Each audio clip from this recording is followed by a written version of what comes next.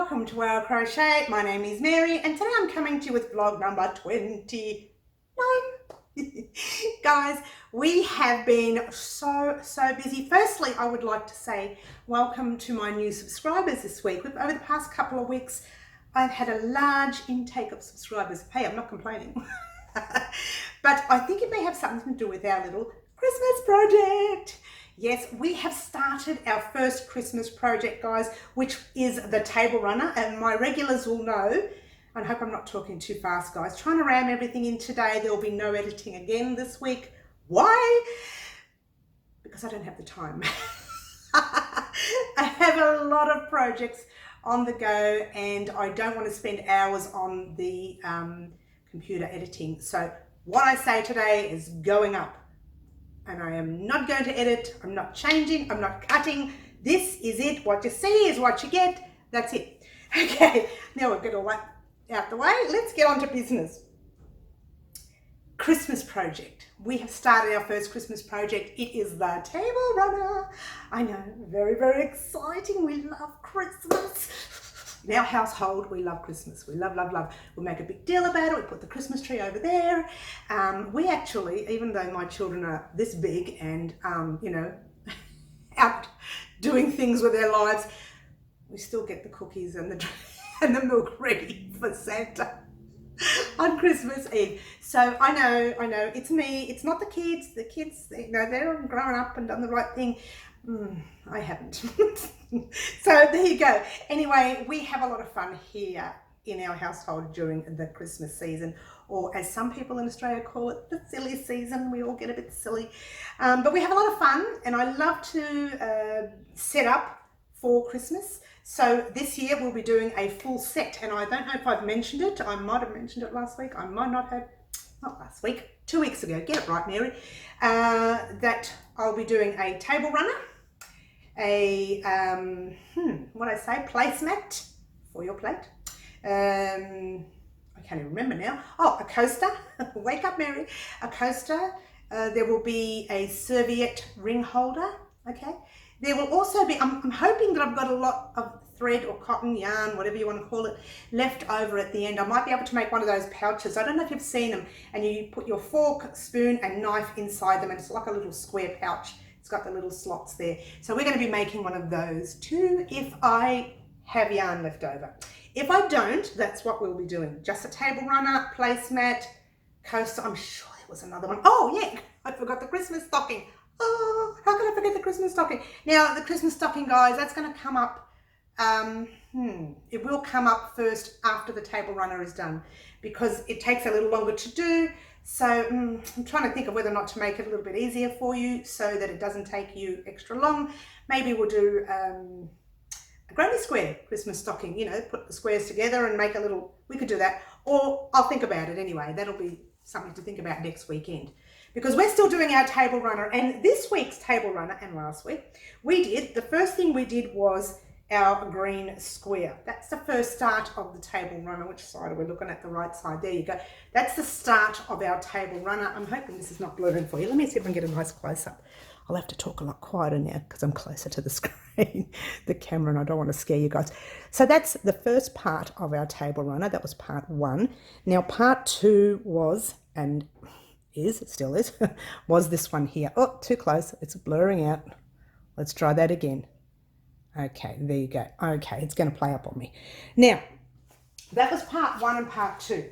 Part three will be blocking our table runner. Now, blocking our squares, sorry.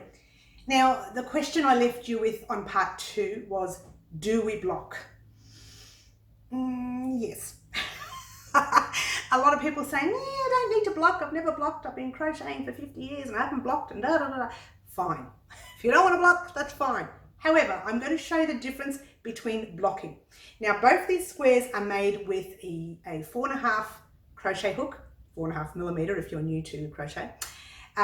They were made with the same 4.5 crochet hook. They were made with the same thread, or wool actually, and they were made pretty much the same time. I did one and then I did the other one afterwards, except one of them I blocked. Now, have a careful look at which one I blocked, and you can tell straight away which one I blocked. having a careful look. I hope you can see that and hope it's not blurring you too much. Well, I might see if I can get a nice close-up for you without blurring the camera. There's the one I didn't block, as you can see. It is blurring the camera, sorry guys. And that is the one I did block. Both exactly the same. I was able to make my left square here, this square here, or it might be your right, my left. No, it's still my left, your left. I was able to make this square a lot bigger by stretching it to the size that I wanted. I'm sorry about that little blur that's happening there, guys. I'll see if I can make it a lot easier for you. There you go. And it gave me extra length on both width and length, all right, which is pretty much the same all around. But it's still, and it made it nice and flat and even, where this one's all, you know, wonky, okay? So blocking does help, okay? It doesn't make it perfect, no, but it does help. And I have to say, guys, if you don't want to block, you don't have to. Yours truly will always block. Always have, always will, have been doing since, I don't know, I was old enough to understand crochet. Now, that's that. That's the Christmas table runner. Your part 3 is the blocking that will be coming this week. And I know that because it's already done. So all I have to do is upload it. So that will definitely be coming this week. Your part 4 of the table runner, that may not come for another 2 weeks because I like to wash and block all of my squares.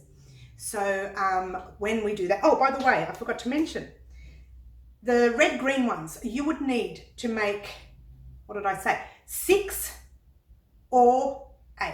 If you make 6, it makes the average size table runner probably about this long, give or take a few centimeters, because everybody's yarn is, or the thickness of your yarn is different.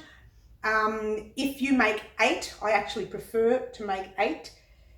If you make 6 of these, you will need 12 of your white red, okay? 6 green red, 12 white red. If you make 8 green red, you need 16 red white, white red. Wake up, Mary, get it right. So just be prepared, guys, to have those amount of squares when we are doing part 4, which will come in 2 weeks' time, because that will be attaching your squares. It's going to be very exciting, because once you attach your squares, all we need to do is a border, and the border is really quite basic. It's the actual granny square stitch all the way around. It will be very, very basic, trust me.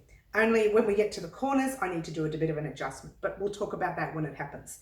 Okay, so that's that, guys. That is our Christmas square table runner. Now, project. Now, I'm getting a big response on it on YouTube, on Facebook, and on Instagram. So I can see that going really well. So I'm going to try and push it and get it made or finished as quickly as possible so that we can get on to our other Christmas projects, because I want to get as much done, or as many projects done, before the end of November.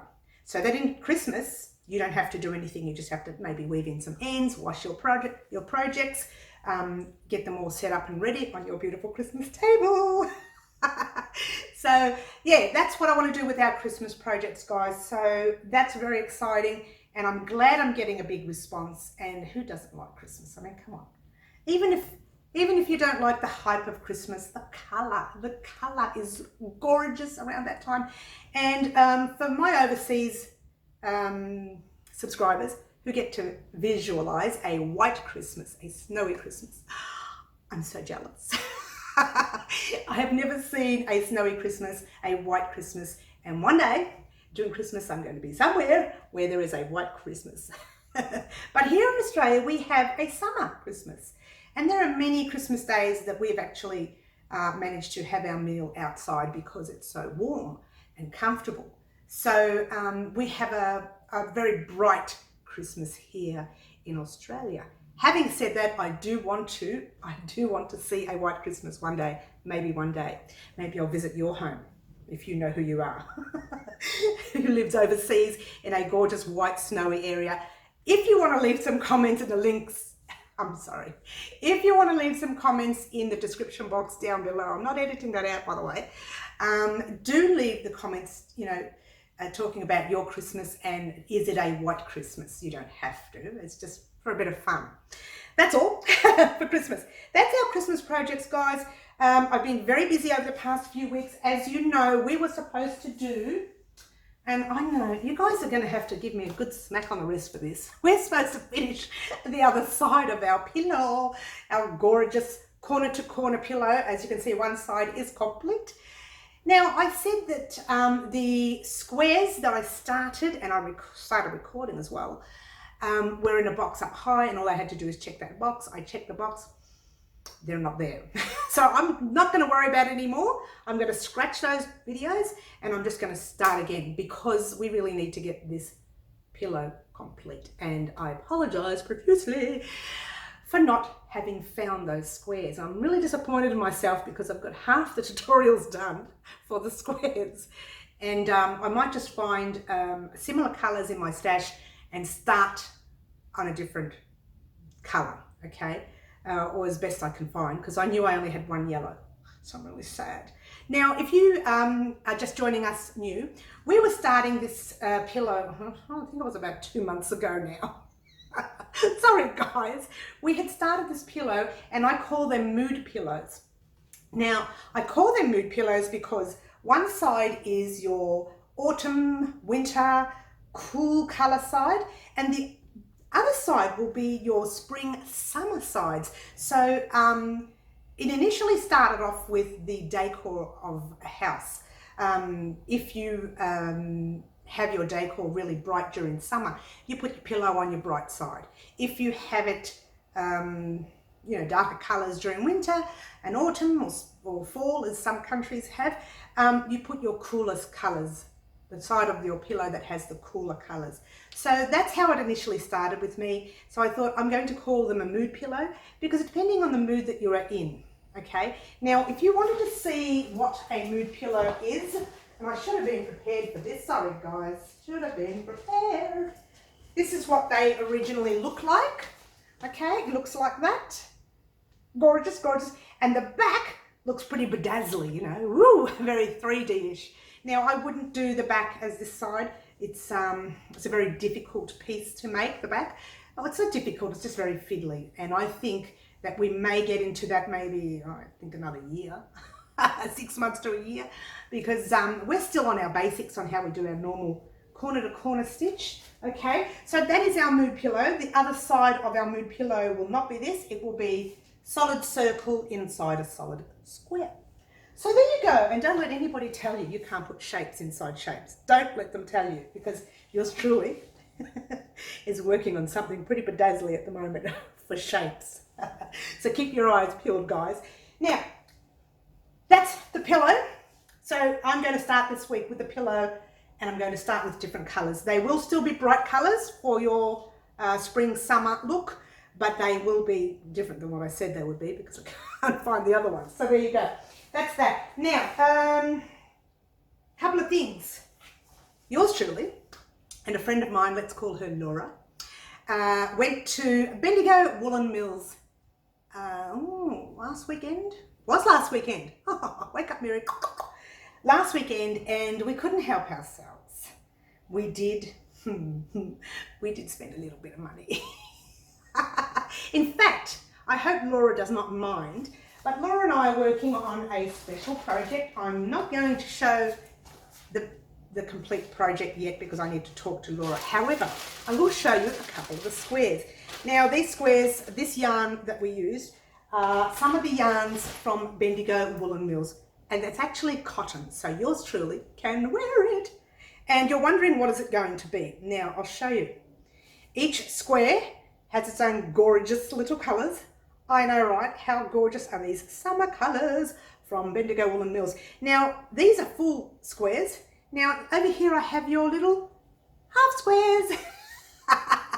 Aren't they gorgeous? I know, right? Now, with this bag full of lovely squares that all the ends have been weaved in, and that I think it took me altogether nearly 3.5 to 4 hours worth of weaving in ends.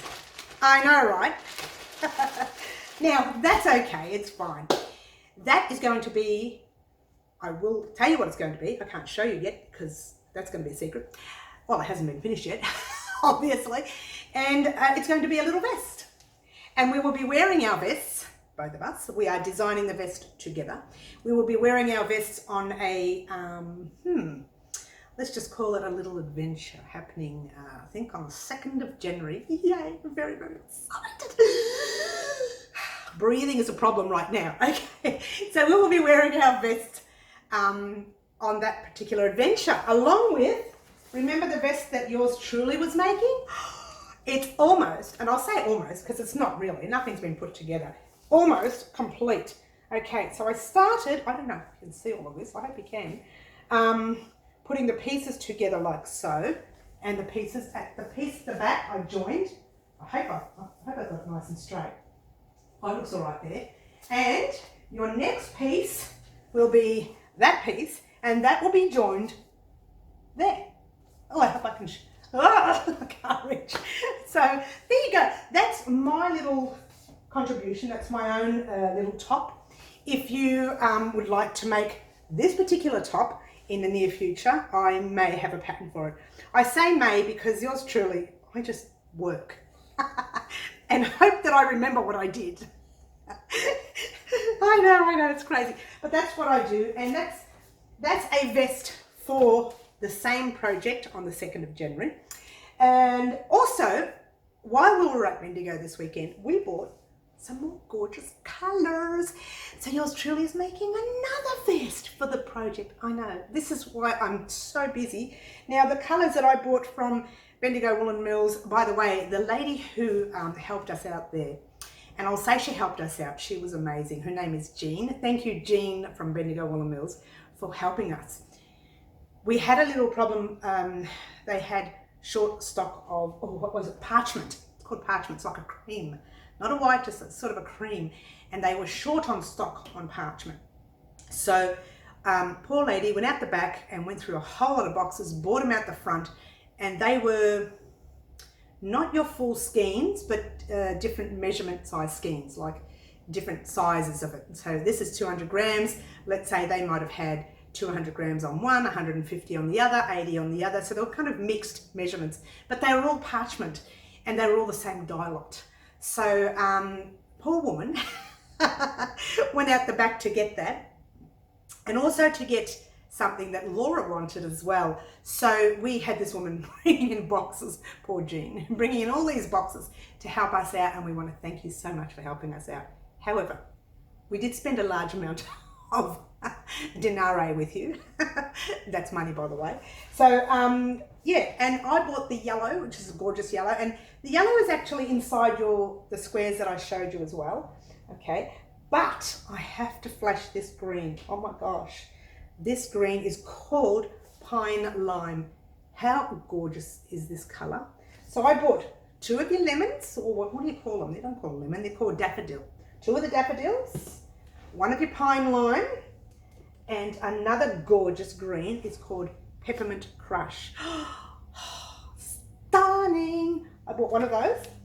I bought also 1 of the watermelon color, also gorgeous, gorgeous. Now I'm not going to tell you what I'm going to do with these, you're going to see them at the end. And I bought the pomegranate, which is actually my favorite red in the, we have a plane passing. It's okay, it's gone.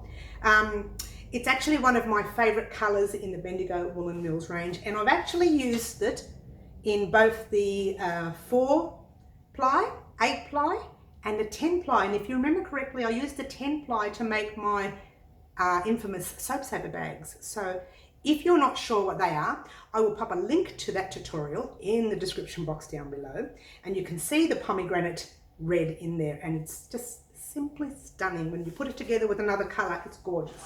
So there you go. Those are our colors. I did buy, and I found in the 4 ply they had 1 parchment left. So I was lucky to have the parchment in the 4 ply. The 8 ply, they didn't have any stocks at that time, but I believe they're stocking up as we speak. So thank you, Jean at Bendigo Woollen Mills, for helping us out with color choice. Thank you for helping us out with all the parchment skeins, and thank you for helping Laura out with allowing her to go through all the colors to find the one that she needed for her project as well. So we had a really good time at Bendigo. We didn't actually just go to Bendigo Woollen Mills. We ended up at, you know, a place where we could have some lunch, and we, you know, it was a really nasty cold day too. It was raining and it was cold. I don't actually think it was too cold. It was more just that it was raining. So it was kind of nasty weather, and we just wanted to get in and out, but we didn't. We found a shop somewhere where we sat down and crocheted for a couple of hours as well. So, you know, it was all a very good trip, good day all in all. So thank you, Jean from Bendigo Woollen Mills. Thank you, thank you, thank you. That is and was our little adventure this week. For those of you who don't know this, Melbourne had a public holiday this week. So we used that one day to go, we did it the day before actually, to go to Bendigo Woollen Mills to buy all those. That's that. What else can I talk about? So much to talk about. So this week we are going to do, oh, hang on, I haven't finished talking. I'm sorry. This chatterbox doesn't stop. A few weeks ago I mentioned I was making a beanie for a friend, and her friend has cancer.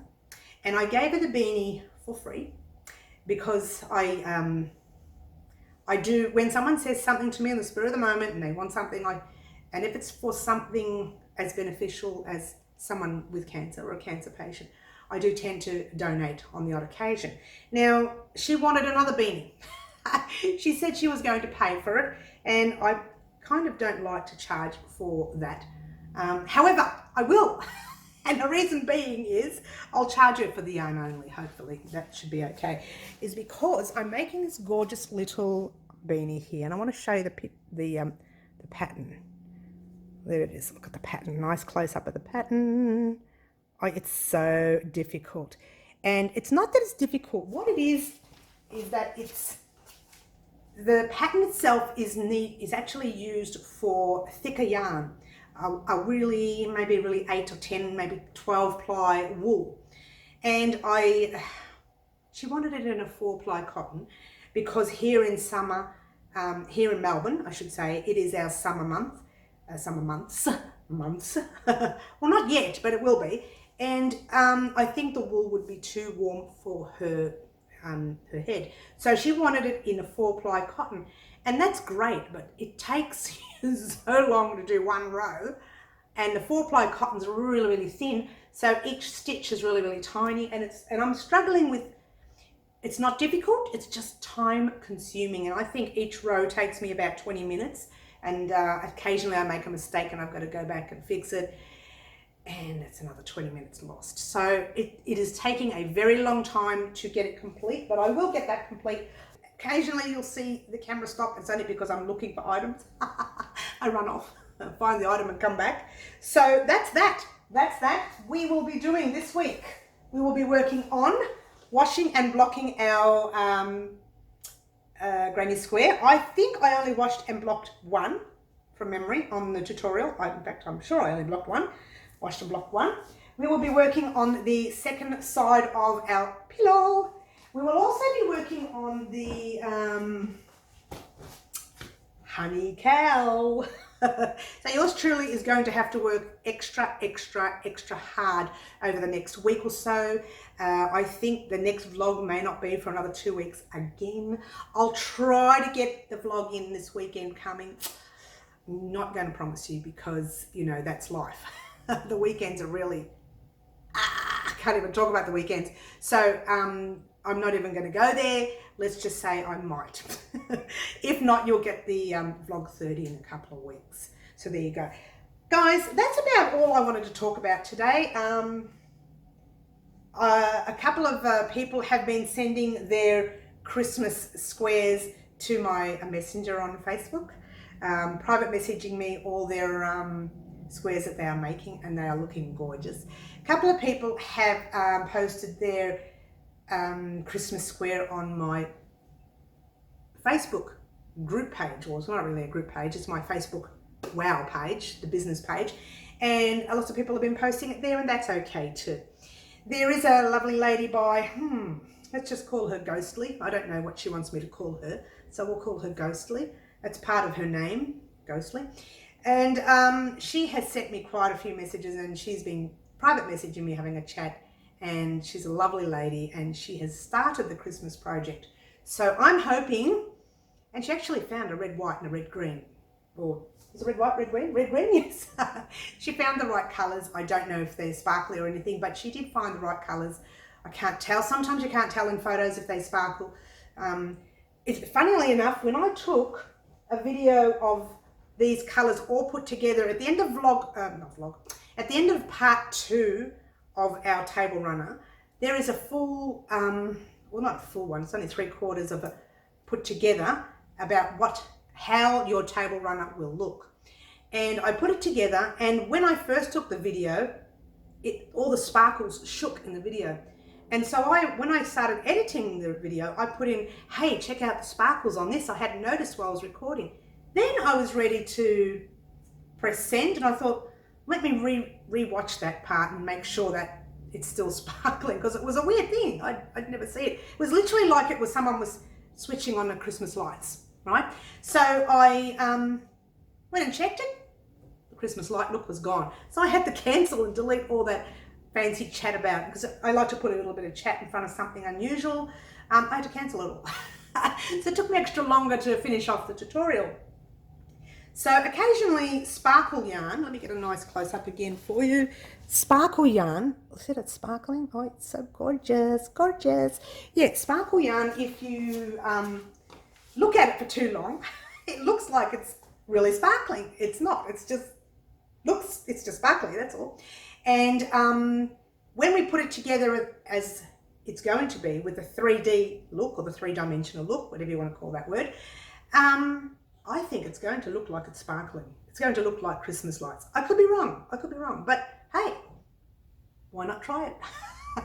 So you will get part 3 of our Christmas tutorial this week, and that will be the washing and blocking of our square. You will also get your start of the pillow, okay, which will be the granny circle and the solid granny circle, not just the granny circle. And I actually may do the solid granny circle a little different than what we usually do. I have done a granny circle on YouTube before. It was okay. The solid granny one, not the normal one that everybody's, raving about. The solid one, that one there, I've done it on YouTube before, but I'm going to change this one up a little bit to make it look better, so you don't see like that line in it. I hope I can do that. We'll try anything once. Yeah, so you will see that solid circle come this week. Maybe I might be able to get the solid square part in, but don't quote me on it. But the solid circle will definitely come this week, along with the washing and blocking of our Christmas table runner. So, well, actually the square, not the whole runner. So what we'll be doing towards the end of our table runner, yours truly will wash and block. Now, I've said this before. I wash and block an item that I'm making that's large, like a blanket or, a top. I will wash and block that many times throughout the project. Why? The first time I wash and block would be to keep them straight, okay? The second time, when you're attaching all your granny squares and they're all attached, I wash and block it to keep that straight. So then I put a border on, and then I wash the blanket, not to block it, but to wash it before it leaves the house. Now, occasionally, like let's take for argument's sake that beanie, I will not put any detergent on that beanie, because that beanie is going to be placed on the head of someone that, they may rash. So I will never use detergent on a beanie like that. I would never use detergent on a blanket that I'm giving as a prize, or giving as a gift, or even giving as a, someone who's bought the blanket off me. The reason being is I will wash it in warm water and I'll pin it down. Not because I'm blocking, just because of, to keep it all in one spot, lay it flat. The reason being is, you pick up things. You're picking up things all the time. You're touching with your hands. Your hands are not clean, guys. You can wash your hands till you're blue in the face. Underneath these nails, I'm telling you, they are not clean. Believe it or not, there are germs everywhere, and yours truly is so paranoid about it, okay? So these are the reasons why I wash and block at the end of a project. And the word blocking, I won't even use that at the end of a project. I will say I wash your product at the end of a project because I wash, and the only reason I block them is I don't even block them. I pin them down so that they don't move. They stay in one spot, and that's the end of that. So that's why I wash and block. I do wash and block granny squares to get them all nice and straight. And as you saw with these two granny squares, okay, this one here nice and flat, this one here not so much, all bubbled. So there you go. To me, that's washing and blocking. Now these squares that I'm doing with Laura, my friend Laura, I'm going to wash and block them too.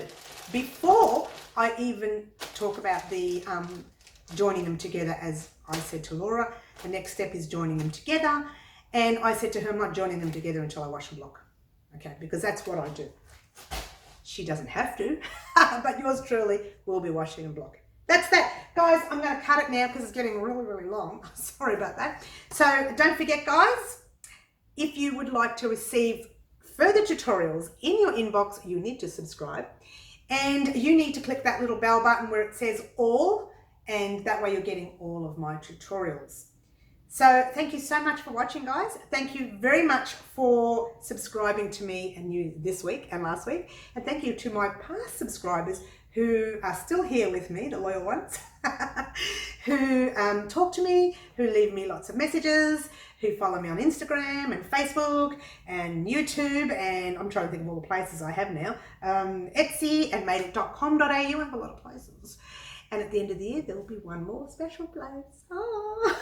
I still haven't given away that special news. That will happen around the 20th of December. But right now, I'm not going to tell anybody. I've dated it. I've dated that I will talk on the 20th of December and give away a whole lot of information that I know you guys are going to be happy with.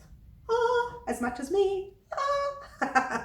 So thank you very much for watching. And as I always say at the end of my tutorials and my vlogs, ciao for now.